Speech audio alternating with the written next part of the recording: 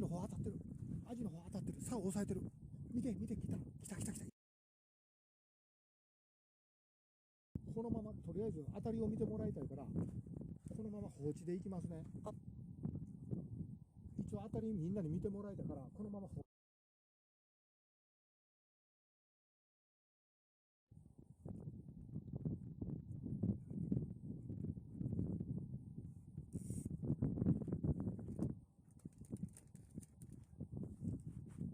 右の竿上げました。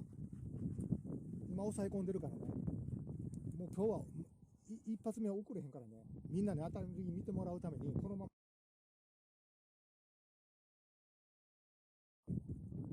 でも食い気あったらこのまま食うて引っ張っていくから。さあ注目ね。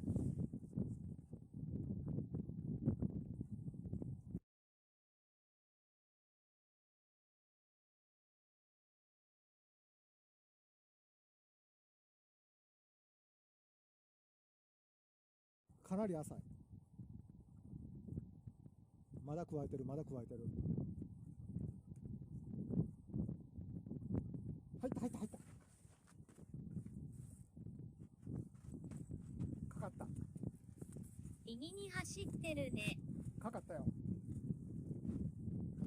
おうおう。おう。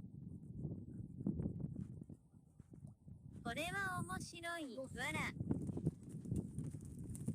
でかい。やった、でかい。指4本超え。